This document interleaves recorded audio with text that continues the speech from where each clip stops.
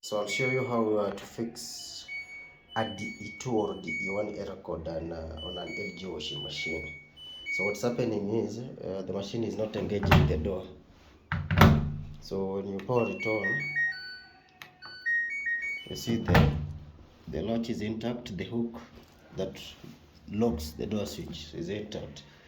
So when you try to engage it, it will sense but won't lock the door. That means the door switch is faulty. So a few things to look at before you replace the door switch.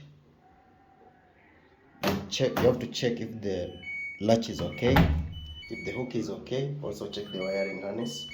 If that's good and you're still getting the same error, then you replace the door switch.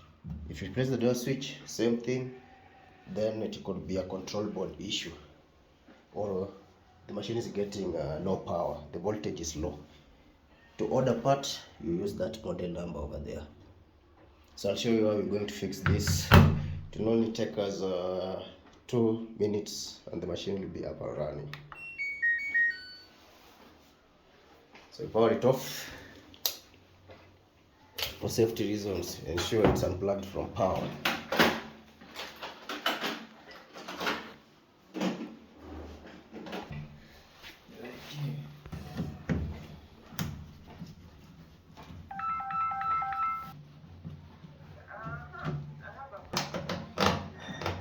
So using a flat screwdriver, you identify the spring.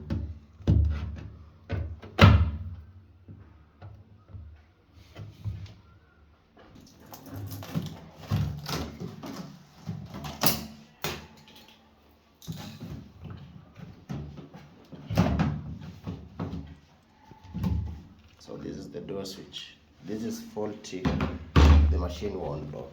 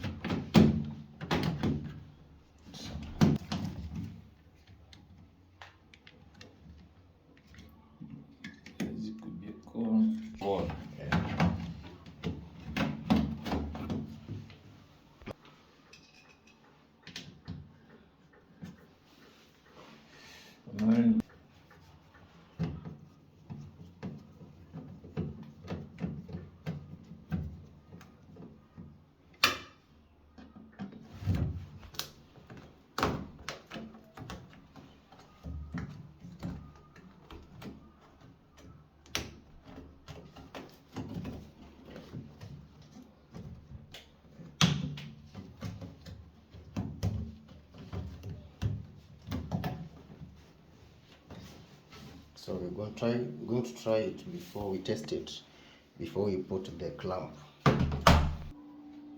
So now there's a lock sign over there. Locked.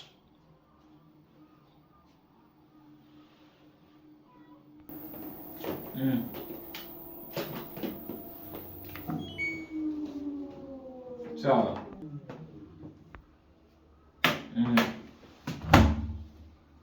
Shida yomba kureka kupanga basi koresa kwa. Mango wale they come kugas kidogo. Ndio kama mimi.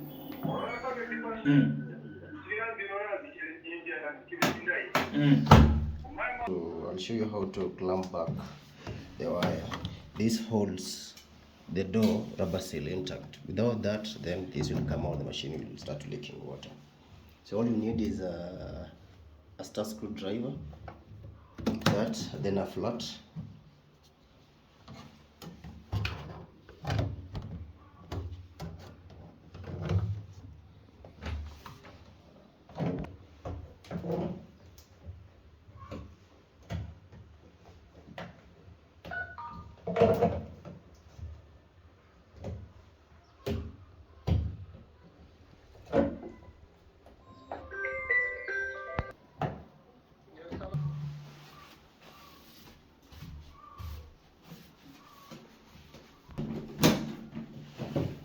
Then always unplug from power if you're not using the machine. Then yeah, to avoid this unnecessary expenses, don't bang the door.